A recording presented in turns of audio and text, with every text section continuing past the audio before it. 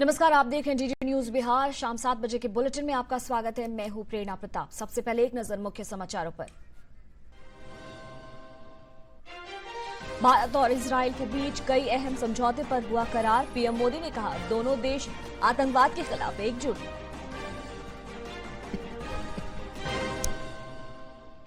केंद्रीय गृह मंत्री अमित शाह का अररिया में बड़ा ऐलान। कहा, घुसपैठियों को देश से बाहर निकाल कर रहेंगे।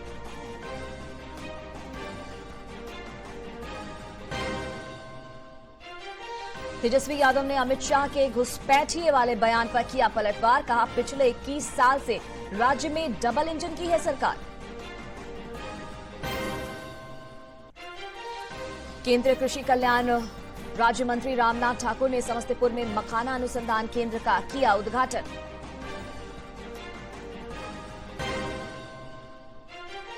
बिहार विधान परिषद में शराबबंदी कानून को लेकर राजद ने सुनील कुमार और जदयू के नीरज कुमार के बीच हुई बहस। और मुंगेर में फाइलेरिया उन्मूलन की दवा खाने से 14 बच्चों की बिगड़ी तबीयत।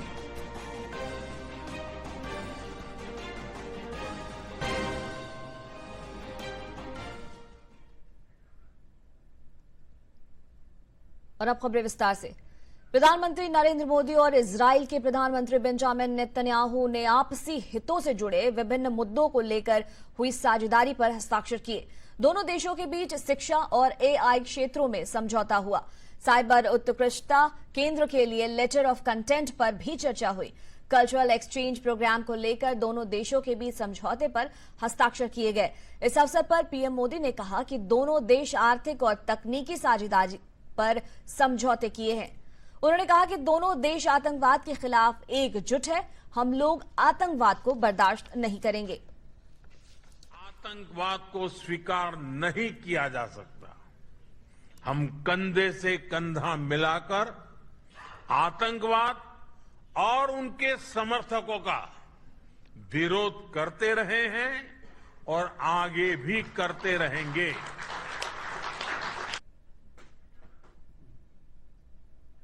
प्रधानमंत्री मोदी ने इजराइल के प्रधानमंत्री नेतन्याहू से बातचीत के बाद कहा कि भारत का रुख स्पष्ट है। मानवता को कभी भी संघर्ष का शिकार नहीं बनना चाहिए। यही ग्लोबल साउथ और पूरी मानवता की पुकार है। भारत की सोच स्पष्ट है। Humanity must never become a victim of conflict.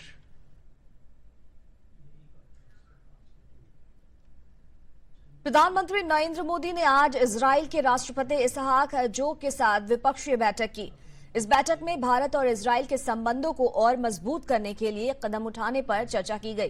प्रधानमंत्री मोदी ने कहा कि दोनों देशों के साथ मिलकर काम करने से दुनिया का भला हो सकता है। बैठक के दौरान पीएम मोदी ने इजराइल के राष्ट्रपति को भारत आने का न्योता दिया।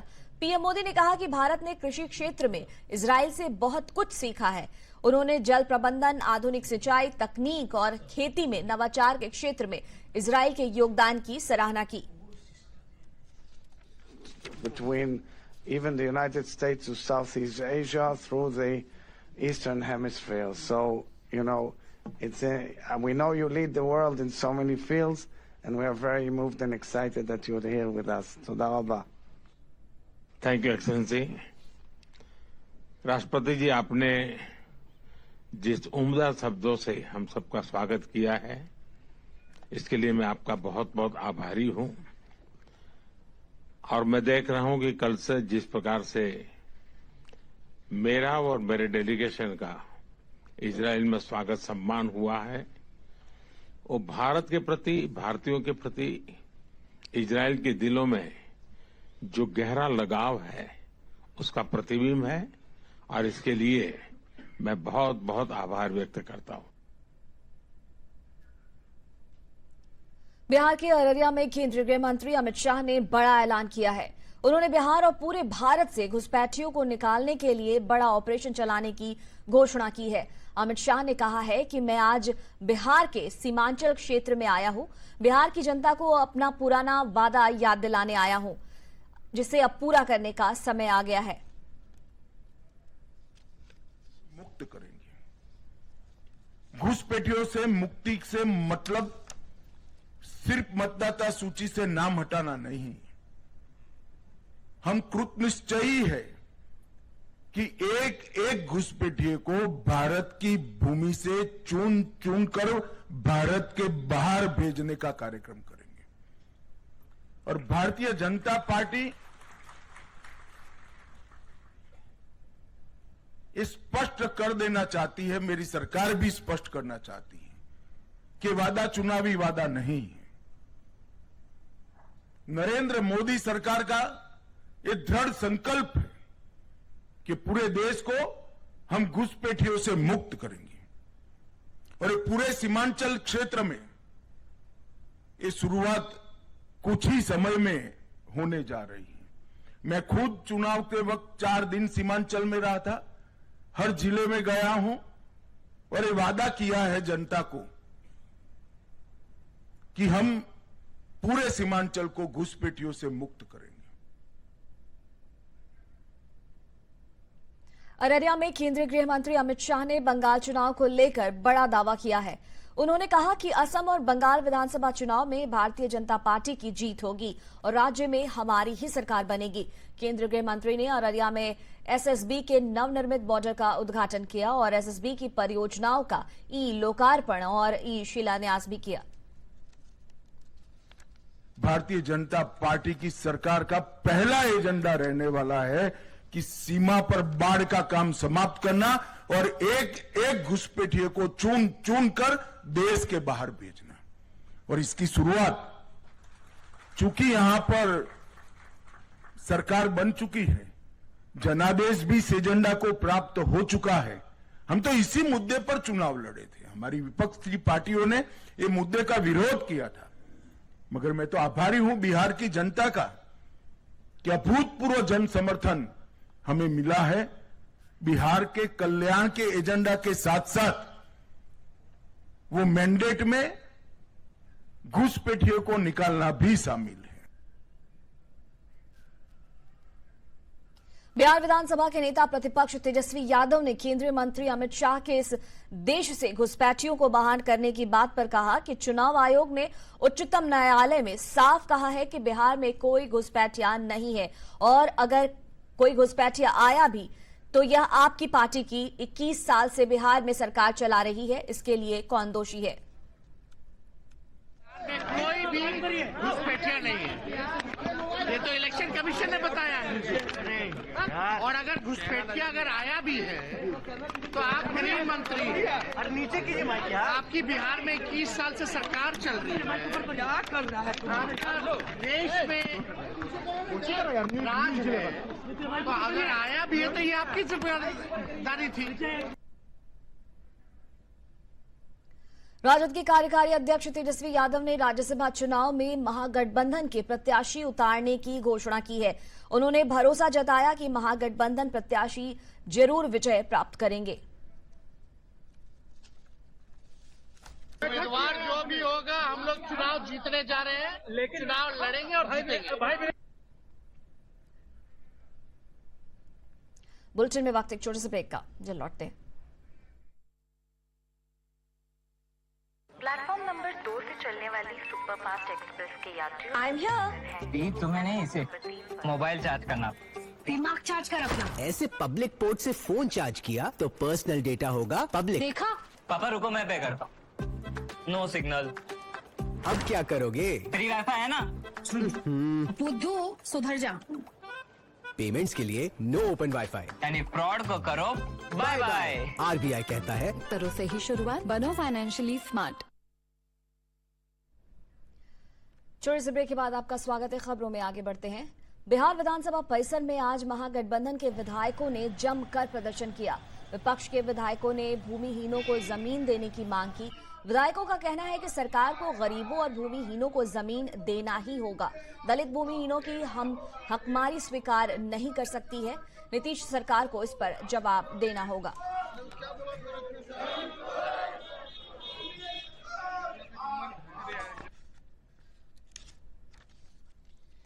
बिहार विधान परिषद में आज राजद एमएलसी सुनील कुमार और जदयू एमएलसी नीरज कुमार के बीच जबरदस्त बहस हुई।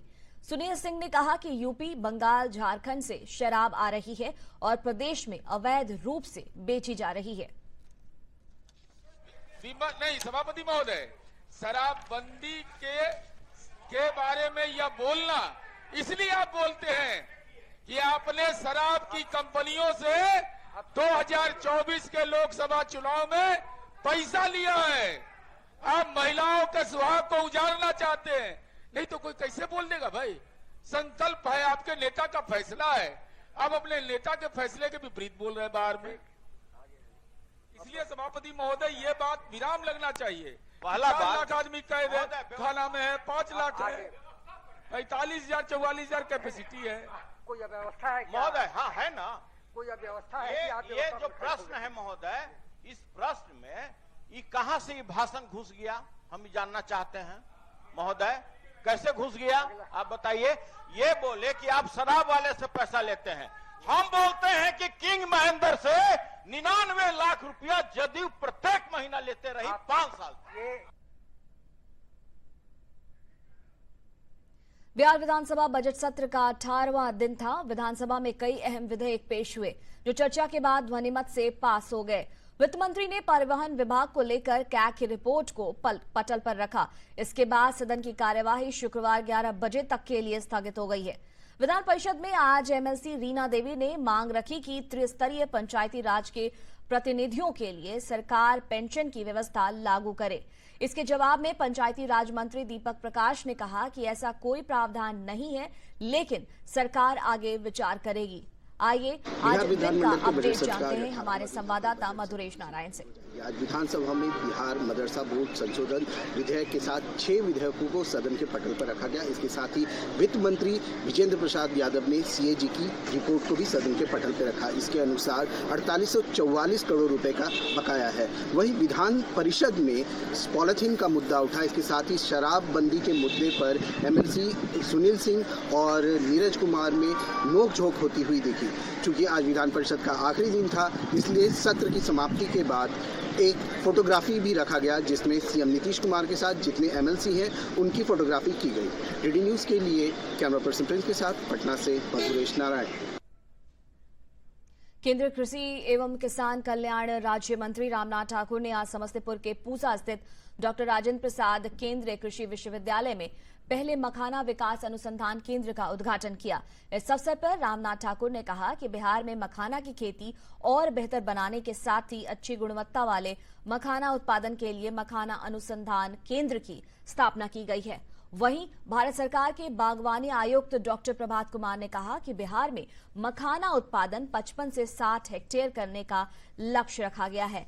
कृषि विश्वविद्यालय के कुलपति डॉक्टर पीएस पांडे ने कहा कि इस केंद्र के लिए 16 वैज्ञानिकों की टीम बनाई गई है जो नई तकनीक को विकसित करेंगे। उत्कृष्टता है, उसको प्रचार प्रसार के लिए पूरे वर्ल्ड में नाम लिया जाता है।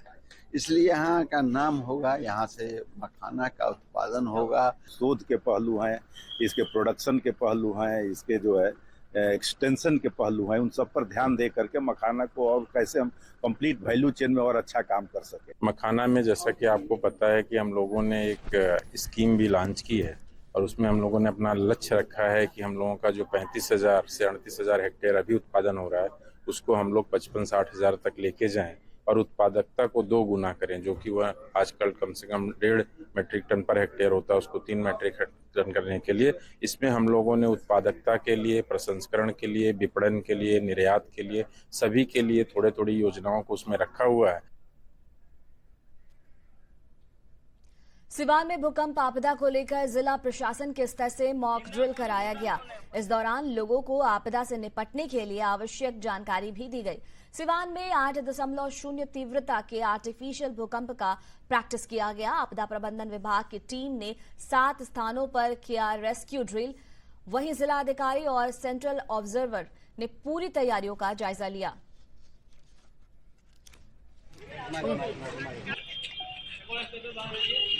अपनी पोजीशन में ले ले। ऑपरेशन कंट्रोल के बाद पुलिस का है। आज जो हम लोगों ने भी मॉक ड्रिल का सेशन करवाया है, उसके अंतर्गत जो भी हमारी अभी 112 की गाड़ी थी, गश्ती गाड़ी थी, उन सभी के माध्यम से रेस्क्यू ऑपरेशन में हम लोगों ने मदद किया है।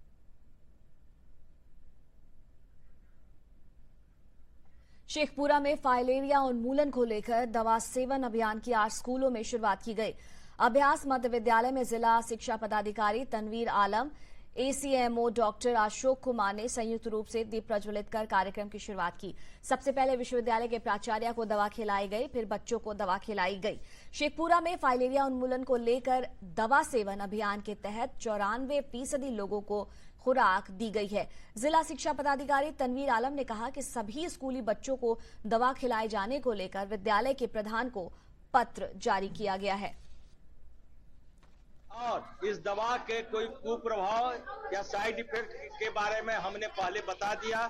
सभी बच्चे खुशी खुशी खा रहे हैं और हमारा जो भारत सरकार का है सपना कि 2027 तक फलेरिया से इस देश को उन्मूलन कर देंगे। स्वास्थ्य विभाग और शिक्षा विभाग के समन्वय और सहयोग से फाइलेरिया उन्मूलन का कार्यक्रम हमारे सभी विद्यालय में किया जा रहा है। इसमें बच्चों को फाइलेरिया उन्मूलन के लिए अल्बेंडाजोल के साथ साथ कई गोली खिलाई जा रही है। साथ ही बच्चों को यहाँ पर ORS भी पिलाया जा रहा है। मुंगेर के असरगंज में मध्य विद्यालय मिल्क जोरारी में आज फाइलेरिया की दवा खिलाए जाने के बाद 14 छात्र छात्राओं की तबीयत अचानक बिगड़ गई। दवा खाने के कुछ देर बाद बच्चों को पेट दर्द, उल्टी की शिकायत होने लगी। वहीं कुछ बच्चे बेहोश भी हो गए। घटना की सूचना मिलते ही असरगंज सामुदायिक स्वास्थ्य केंद्र से एम्बुलेंस के साथ प्रभारी चिकित्सा पदाधिकारी डॉक्टर परवेज अख्तर विद्यालय पहुंचे और बच्चों की स्थिति के संबंध में जानकारी ली। सभी प्रभावित बच्चों का इलाज के लिए सामुदायिक स्वास्थ्य केंद्र असरगंज लाया गया, जहां डॉक्टर निधि कुमारी ने सभी बच्चों का प्राथमिक उपचार किया। चिकित्सकों की देखरेख में इलाज के थोड़ी देर बाद सभी बच्चों की स्थिति सामान्य हो गई। विद्यालय के प्रधानाचार्य कमल यादव ने बताया कि मध्याह्न भोजन के बाद फाइलेरिया की दवा खिलाने के बाद कुछ बच्चों को उल्टी और पेट दर्द की शिकायत हुई थी। मैडम, दवाई खाने के बाद क्या हुआ था? पेट में दर्द करने लगा। बताइए सर। दवाई खाने के बाद कुछ बच्चे बेहोश हो गए थे और कुछ बच्चे उल्टी कर रहे थे और कुछ बच्चे को माथे में चक्कर आ रहा था, कुछ बच्चे को पेट में दर्द हो रहा था। इस स्थिति में फिर जो है कि हम यहाँ हॉस्पिटल फोन किए, यहाँ से एम्बुलेंस गई और फिर बच्चे को बिठा करके साथ में एम्बुलेंस के साथ में फिर बच्चे सबको बैठा करके हॉस्पिटल लाया गया। यहाँ हॉस्पिटल में सभी बच्चे का स्थिति सामान्य। बुलेटिन में वक्त एक छोटे से ब्रेक का, जल्द लौटते हैं।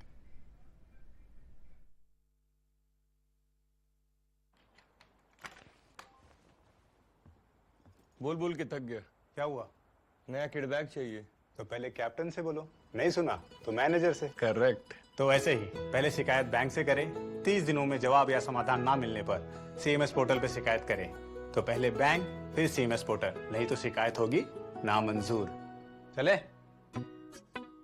ले आ गया ना किड बैग। RBI कहता है पहले अपना बैंक फिर RBI ओम्बुड्समैन। छोटे से ब्रेक के बाद आपका स्वागत है। खबरों में आगे बढ़ते हैं। नवादा जिला के कौआकोट प्रखंड के झरना गांव में ग्रामीण बैंक की तरफ से वित्तीय साक्षरता हेतु जागरूकता कार्यक्रम का आयोजन किया गया। इसमें नुक्कड़ नाटक और गीत संगीत के जरिए लोगों को जागरूक किया गया। इस कार्यक्रम में नाबार्ड लीड बैंक के प्रबंधक मनीष कुमार ने बैंकिंग प्रणाली एवं सरकारी योजनाओं के संबंध में जानकारी दी। लीड बैंक प्रबंधक मनीष कुमार ने बताया कि इस गांव में SC ST समुदाय के लोग रहते हैं जो बैंकिंग प्रणाली से अनभिज्ञ हैं, इसलिए वो सरकारी योजनाओं का लाभ नहीं ले पाते हैं। केंद्र सरकार की नीति के अनुसार रिमोट एरिया में भी बैंक के कामकाज का प्रचार प्रसार करना है। आपको ज्यादा जानकारी दे, बस हम यही कहेंगे कि जो मेहनत आप लोग करके यहाँ तक पहुँचे हैं, जब बगीचा लग रहा था तो किसी को विश्वास नहीं था कि यहाँ पे बगीचा रह पाएगा, पानी नहीं है, बहुत सारा जानवर खा जाता है, बहुत परेशानी हुआ। अभी बंदर का परेशानी नया है, तो हर परेशानी को झेलते हुए भी हम लोग कुछ हद तक तो आगे बढ़े हैं। फाइनेंशियल लिटरेसी कैंप के तहत महोदर पंचायत के झरना गाँव में हम लोग FLC कैंप लगवाए थे, जिसका मुख्य उद्देश्य है कि वित्तीय साक्षरता के तहत लोगों में जागरूकता फैलाना, साथ ही साथ लोगों को अवेयर करना कि बैंक से कैसे लेन देन करें धोखाधड़ी से कैसे बचाव हो, केवाईसी बैंकों के लिए क्यों जरूरी है, लोगों के लिए क्यों जरूरी है, और जब खाता 10 साल बाद बंद हो जाता है तो री-केवाईसी और सी-केवाईसी इसकी भी जरूरत पड़ती है। तो इसका इम्पोर्टेंस लोगों में अवेयरनेस। सहरसा में मां विषहरा महोत्सव का आयोजन किया जा रहा है, जिसका शुभारंभ स्थानीय सांसद ने दीप प्रज्वलित कर किया। 2 दिवसीय इस महोत्सव में स्थानीय और राष्ट्रीय स्तर के कलाकार अपनी प्रस्तुति देंगे। पेश है एक खास रिपोर्ट। सहरसा के दीवारी स्थान स्थित विषहरा मंदिर परिसर में 2 दिवसीय विषहरा महोत्सव का शुभारंभ किया गया। इस महोत्सव में विभिन्न सांस्कृतिक कार्यक्रमों का आयोजन किया जाएगा, जिसमें चर्चित बॉलीवुड सिंगर की भी प्रस्तुति होगी। आयोजन का उद्घाटन करने वाले दिनेश चंद्र यादव ने कहा कि इस तरह के आयोजनों से सामाजिक जागरूकता बढ़ती है और स्थानीय लोगों में भाईचारे की भावना मजबूत होती है। इस तरह का कार्यक्रम होता है तो जागृति आती है और स्थानीय लोग भी जुटते हैं, तो एक भाईचारा भी बना रहता है। हम तो चाहते हैं कि इलाका में शांति रहे, भाईचारा बना रहे, सब लोग खुशहाल हो, भगवती की कृपा सब पर बनी रही। आम लोग को हम यही शुभकामना देते हैं। वहीं सहरसा के जिलाधिकारी दीपेश कुमार ने विषहरा महोत्सव के आयोजन के लिए स्थानीय सांसद के प्रयासों की सराहना की। उन्होंने जन सहयोग से भव्य और आकर्षक विषहरा मंदिर निर्माण के लिए धन्यवाद देते हुए इसे एक प्रमुख पर्यटक स्थल के रूप में विकसित करने हेतु प्रशासनिक स्तर पर हर संभव सहयोग का आश्वासन दिया। सबके लिए हमारे जनप्रतिनिधि, माननीय सांसद, आप सभी लोग जिन लोगों ने चंदा इकट्ठा करके इतना खूबसूरत मंदिर बनाया है, तो सभी लोगों का बहुत बहुत धन्यवाद। लगभग 5 एकड़ का कैंपस है, इसमें ऑलरेडी विवाह भवन बन गया है, या कुछ और डेवलपमेंट का काम करा सकता है, जिला प्रशासन करा सकता है, तो हम लोग कराने की कोशिश करेंगे। कला संस्कृति और पर्यटन विभाग की ओर से आयोजित इस महोत्सव को लेकर कला संस्कृति सह पर्यटन पदाधिकारी स्नेहा कुमारी ने बताया कि बाहर से आए कलाकारों की प्रस्तुति से स्थानीय कलाकारों को सीखने और आगे बढ़ने का अवसर मिलेगा। पर्यटन को अधिक से अधिक बढ़ावा मिले, यहाँ की जो संस्कृति है उसको लोग जाने, इस क्षेत्र में ज्यादा से ज्यादा मतलब पर्यटन की संभावनाएं विकसित हों, लोग अपनी विरासत को जाने और जो भी कलाकार हैं उनको अच्छे कलाकारों को सुनने का मौका मिले, उनसे कलाकारों से जो यहाँ के कलाकार हैं उनको भी सीखने का मौका मिले। 2 दिनों तक चलने वाले इस विषहरा महोत्सव में सांस्कृतिक रंगारंग कार्यक्रमों की धूम रहेगी। आयोजन से जहां एक ओर क्षेत्र की सांस्कृतिक विरासत को नई पहचान मिलेगी, वहीं दूसरी ओर पर्यटन को भी बढ़ावा मिलने की उम्मीद है। दूरदर्शन समाचार के लिए सहरसा से नीरज कुमार सिंह की रिपोर्ट। प्रदेश में मौसम तेजी से बदल रहा है। कैमूर, औरंगाबाद और नालंदा जैसे जिलों में दिन का तापमान 30 डिग्री सेल्सियस के पार पहुंच गया। देखिए इस पे खास रिपोर्ट। ने दिलचस्प करवट ली है। दिन और रात के तापमान में बड़ा अंतर देखने को मिल रहा है। एक तरफ जहां दिन में कई जिलों में तापमान 30 डिग्री सेल्सियस के पार पहुंच रहा है, तो वहीं रात में कई स्थानों पर न्यूनतम तापमान 15 डिग्री सेल्सियस के आसपास दर्ज हो रहा है। मौसम वैज्ञानिक इसे बदलते मौसम और आने वाली गर्मी की आहट मान रहे हैं। कई जिलों में तो अभी से ही लोगों को गर्मी महसूस होने लगी है। मौसम विभाग का कहना है कि आने वाले दिनों में दिन और रात के तापमान में बढ़ोतरी होने की पूरी संभावना है। सबसे ज्यादा तापमान कैमूर में 31.6 डिग्री दर्ज हुआ। हालांकि बीते 24 घंटे में 0.2 डिग्री की हल्की गिरावट आई। इसके बाद नालंदा के राजगीर में 30.9 और शेखपुरा में 30.1 डिग्री सेल्सियस तापमान रिकॉर्ड हुआ। इन आंकड़ों से साफ है कि दक्षिण मध्य बिहार तेजी से गर्म हो रहा है। मौसम वैज्ञानिक का कहना है कि आने वाले दिनों में अगर हवा की दिशा पश्चिमी बनी रहती है तो दिन का तापमान और बढ़ सकता है। फिलहाल पूर्व अनुमान यही है कि होली से पहले प्रदेश में गर्मी का असर धीरे धीरे तेज होने वाला है, जबकि रात की ठंड कुछ दिन और बनी रह सकती है। दिलचस्प बात यह है कि कई जिलों में दिन का तापमान बढ़ रहा है, लेकिन रात में तापमान कम होता जा रहा है। उदाहरण के तौर पर मधुबनी में अधिकतम तापमान 27.5 डिग्री सेल्सियस दर्ज किया गया, तो न्यूनतम तापमान 14 डिग्री के आसपास रहा। इसी तरह पूर्णिया में दिन का तापमान 1.1 डिग्री गिरा, लेकिन रात अभी भी ठंडी बनी हुई है। विशेषज्ञों का कहना है कि इस तरह का तापमान शरीर पर असर डाल सकता है। सुबह शाम हल्की ठंड और दोपहर में गर्मी की वजह से सर्दी जुकाम जैसी समस्याएं बढ़ सकती हैं। इसलिए लोगों को सुबह शाम हल्का गर्म कपड़ा पहनने और दिन में हल्के कपड़े पहनने की सलाह दी जा रही है। ब्यूरो रिपोर्ट, दूरदर्शन समाचार, पटना। बेगूसराय समाहरणालय परिसर में राष्ट्रीय महिला आयोग की सदस्य ममता कुमारी की अध्यक्षता में 25 मामलों में से 7 की जन सुनवाई की गई। मीडिया से बातचीत करते हुए राष्ट्रीय महिला आयोग की सदस्य ममता कुमारी ने कहा कि केंद्र और राज्य सरकार दोनों महिलाओं के उत्थान के लिए कई कदम उठा रही है। उन्होंने कहा कि किसी भी महिला को प्रताड़ना का शिकार न होना पड़े, इसके लिए कदम उठाए जा रहे हैं। उसमें लगभग 7 केस पेंडिंग रहा, बाकी केस आज ही क्लोज हो गया है और नए 5 केस आए हैं जो आज ही हमारे पास आवेदन के साथ आए हैं। उनकी केस को भी सुना और एक एक करके उनकी भी सुनवाई हुई, आगे के लिए प्रक्रिया में गया। मैं ये आपके माध्यम से ये कहना चाहती हूँ कि हमारी महिलाएं शिक्षित बने। जब तक महिलाओं के पास शिक्षा नहीं होगा तब तक उनको लीगल ज्ञान भी नहीं होगा। और अब एक नजर 3 मिनट में 10 खबरों पर।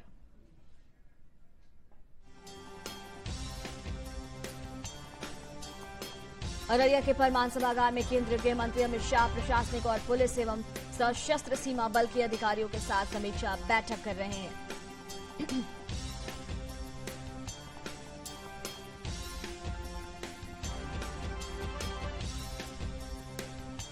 केंद्रीय गृह मंत्री गिरिराज सिंह ने कहा कि सरदार वल्लभ भाई पटेल के बाद अमित शाह दूसरे गृह मंत्री हैं जो कहते हैं वह करते हैं।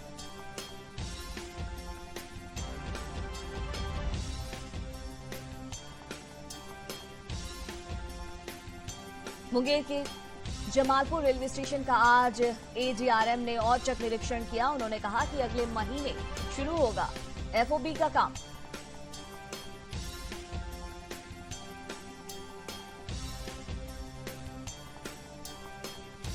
सासाराम में आज शांति समिति की बैठक हुई। इसमें प्रशासन ने होली की तैयारियों को लेकर चर्चा की।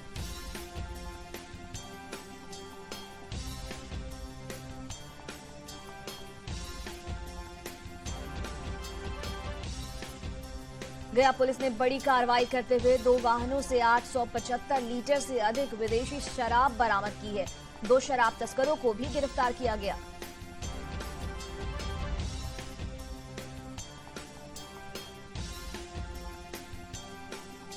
समस्तीपुर जिले में 8 स्थानों पर आज भूकंप से निपटने के लिए एक मॉक ड्रिल का आयोजन किया गया।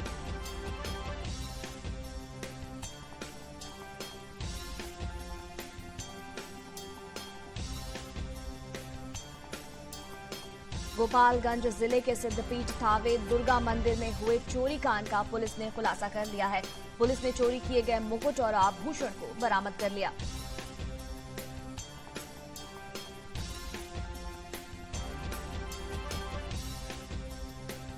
लखीसराय के फाल्गुन महोत्सव के अवसर पर मारवाड़ी समाज द्वारा खाटू श्याम की भव्य निशान यात्रा एवं शोभा यात्रा धूमधाम से निकाली गई।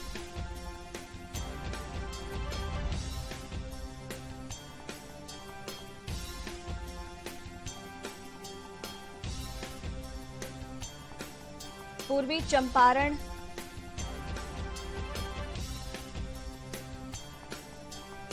पुलिस ने छतौनी थाना क्षेत्र में छापेमारी कर एक संगठित गिरोह का पर्दाफाश करते हुए 4 लोगों को गिरफ्तार किया है।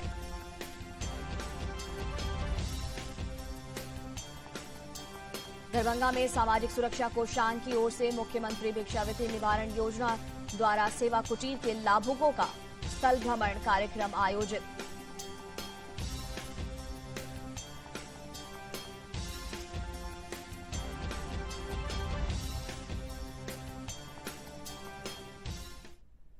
और अंत में मुख्य समाचार एक बार फिर।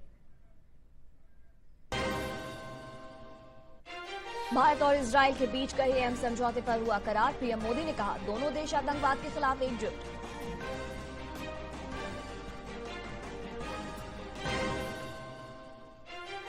केंद्रीय गृह मंत्री अमित शाह का अररिया में बड़ा ऐलान, कहा घुसपैठियों को देश से बाहर निकाल कर रहेंगे।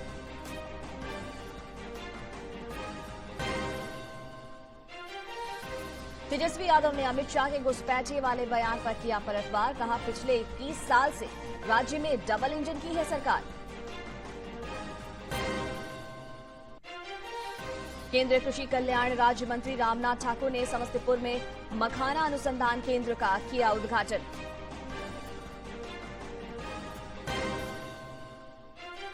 बिहार विधान परिषद में शराबबंदी कानून को लेकर राजद के सुनील कुमार और जदयू के नीरज कुमार के बीच हुई बहस। और मुंगेर में फाइलेरिया उन्मूलन की दवा खाने से 14 बच्चों की बिगड़ी तबीयत।